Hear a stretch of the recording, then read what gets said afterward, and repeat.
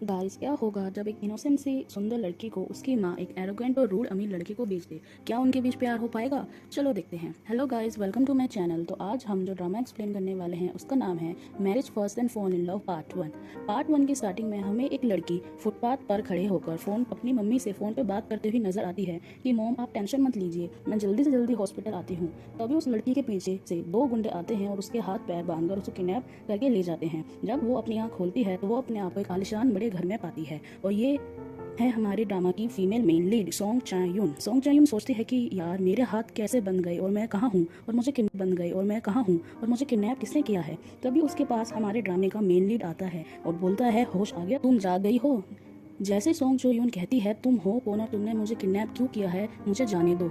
तो हमारा main lead कहता है, मैंने तुमको 5 दिन का वक्त दिया था और आज छठा दिन है। 5 दिन का वक्त दिया था और आज छठा दिन है और तुमने अभी तक एंगेजमेंट नहीं तोड़ी है। तो सोंग चुइन सोचती है कि उसको कुछ समझ नहीं आ रहा होता है कि कौन सी एंगेजमेंट हुई है, कब हुई है, उसको तो कुछ याद नहीं। फिर एक दिन उसे याद आता है कि उसके पास एक टेक्स्ट मैसेज आया था कि आपकी एंगेजमेंट मेरे साथ होने वाली है, तुम उसको तोड़ दो। जब उसको याद आता है, अच्छा वो तुम हो जिसके साथ मेरी एंगेजमेंट फिक्स हुई है। हमारा मेन लीड होता है, उसको डराता है, धमकाता है और बोलता है, देखो इस एंगेजमेंट को तोड़ दो, मैं तुमको बिल्कुल पसंद नहीं करता और तुम्हारी भलाई भी इसी में है। और इन सब से डर के हमारी मेन लीड बोलती है, ठीक है मैं ये एंगेजमेंट तोड़ दूंगी, पर प्लीज़ मुझे यहाँ से जाने दो। फिर हमारा मेन लीड उसकी रस्सी को काट देता है नाइफ से और बोलता है, याद रखना, हमको ये एंगेजमेंट तोड़नी है और जल्द से जल्द तोड़नी है। मेन लीड के जाते ही सोंग चुन बोलती है, ये कैसा अजीब सा बंदा लड़का है। और फिर सोंग चुन उसके बड़े से जल्दी भाग जाती है और सीधा अपने मोम को कॉल करती है। तो उसकी मोम बोलती है, मैंने तुमको कितने कॉल किए और तुमने एक का भी कॉल का जवाब नहीं दिया। क्या तुमको अपने भाई की कोई पड़ी नहीं है? क्या तुम्हें थोड़ी सी भी फिक्र नहीं है कि तुम हॉस्पिटल आ जाओ? तो सोंगचुन हम बोलती है, नहीं नहीं, आप फिक्र मत कीजिए, जल्दी से जल्दी हॉस्पिटल पहुंच रही हूँ। और जैसे ही सोंगचुन हॉस्पिटल पहुंचती है, उसकी स्टेप मोम उसके भाई के बारे में तो ज़्यादा कुछ बताती नहीं है, पर बोलती है, मैंने तुम्हारी एंगेजमेंट फिक्स कर दी है और मैं चाहती हूँ तुम उससे ही शादी कर लो। और वो कोई आम आदमी नहीं है, वो बहुत ही रिच है और उसका नाम है चूंग गुयोंग। सोंग चुयोन इस चीज़ से काफ़ी दुखी होती है और बोलती है, आप मुझसे बिना डिस्कस करे मेरी एंगेजमेंट कैसे फिक्स कर सकती हो, और मैं ऐसे कैसे किसी इंसान से शादी कर लूँ जिसको मैं जानती भी नहीं हूँ। तो उसकी मॉम कहती है, क्या फ़र्क पड़ता है, जानती हो या ना जानती हो, तुम्हें तो बस शादी ही करनी है और तुम्हें हमारी फैमिली को फाइनेंशियली सपोर्ट करने के लिए शादी करनी ही पड़ेगी। तुम्हारा भाई कब से बीमार है, हॉस्पिटलाइज है, उसको ट्रीटमेंट की ज़रूरत है, उसका खर्चा कौन उठाएगा? और इस तरीके से उसको इमोशनल करने लगती है और कहती है, तुम हमेशा अपने बारे में सोचती हो, कभी हमारे बारे में नहीं सोचती हो। तो सोंगचुन बोलती है, नहीं मुझे नहीं करनी ये शादी। तो उसकी मोम इस आर्ग्यूमेंट से इरिटेट होकर उसको एक तेज थप्पड़ लगा देती है और उसकी मोम एक्टिंग शुरू कर देती है जैसे उनको हार्ट अटैक आ रहा हो। और वो कहती है, मैंने तुमको पाला पोसा, इतना बड़ा करा, कॉलेज भेजा, लेकिन कभी भी तुमने मेरे लिए ग्रेटफुल या थैंकफुल फील नहीं करा, और अब मैं तुम्हें कह रही हूँ शादी कर लो तो तुम उससे भी मना कर रही हो। जो फैमिली ने मुझे 20 मिलियन योन दिए हैं शादी के बदले, तुम ये शादी क्यों नहीं कर लेती? और रोने लगती है, ड्रामा करने लगती है, तुम मेरे लिए इतना भी नहीं कर सकती? तो जो चोंग यून होती है वो बोलती है, मोम आप मुझे बेचना चाहती हो क्या?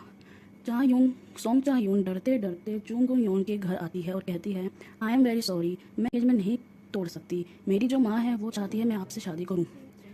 तो चू गुन योन खड़ा होता है और उसके पास जाता है और बोलता है, तुम मुझसे शादी करना चाहती हो पर दूर भाग रही हो। तो सोंग चू योन बोलती है, तुम कहना क्या चाहते हो? तो चुंग योन कह तो चुंग योन बिल्कुल उसके करीब आ जाता है और बोलता है, अब हम हस्बैंड वाइफ बनने ही जा रहे हैं तो हमको अपनी ड्यूटी भी तो पूरी करनी चाहिए। और वो सोंग चू योन को ज़बरदस्ती किस कर देता है।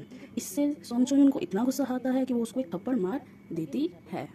चांगयून की पेट में बहुत तेज़ दर्द होने लगता है और ये बात गुयोंग को भी बता देती है। तो गुयोंग उसका फीवर तक करने लगता है, कहीं बुखार तो नहीं है, और उसको बोलता है, चुपचाप मेरे साथ चलो, और उसका बहुत ध्यान रखता है और कहता है, जैसे तुमने पेट दर्द किया है वैसे तुम फेक मैरिज की भी बहुत अच्छी एक्टिंग कर सकती हो। तो सोंगचून बोलती है, देखो मैंने कोई एक्टिंग नहीं की है, मुझे काफ़ी ज़्यादा पेट दर्द हो रहा था, और अगर तुमको मेरे पर भरोसा नहीं है तो तुम मेरे को डाइवोर्स पेपर ला देना, मैं साइन करके भेज दूंगी। तो सोंगचून गुनियन है वो बोलता है, अब तुम्हारा पेट दर्द कैसा है? तो सोंगचून बोलती है, अब काफ़ी ज़्यादा बेटर है। फिर सोंगचून किचन में जाती है और गुनियन के लिए नूडल बना के लाती है। तो फिर गुनियन बोलता है कि तुम्हारी बस मेरे लिए नूडल बनाई है। वो फिर किचन में जाता है और उसके लिए भी नूडल लेकर आता है और कहता है, अगर तुमने नूडल खाने से मना, डाइवोर्स नहीं दूंगा। फिर सोंगचून ज़बरदस्ती ना चाहते हुए भी जल्दी से वो नूडल्स खा लेती है सोंगचुन रात के टाइम पर अपने घर जाने के लिए जब गुनगुन के घर से निकलती है तो वो देखती है बाहर बहुत बारिश और बिजली कड़क रही है, तो वो वापस उसके घर में आ जाती है। फिर गुनगुन बोलता है चायुन से कि तुम यहाँ क्या कर रही हो? तो सोंगचुन बोलती है बाहर बहुत ज़्यादा बारिश हो रही है, तो क्या आज रात में यहीं रुक सकती हूँ? मतलब जब बारिश रुक जाएगी तो मैं यहाँ से चली जाऊँगी।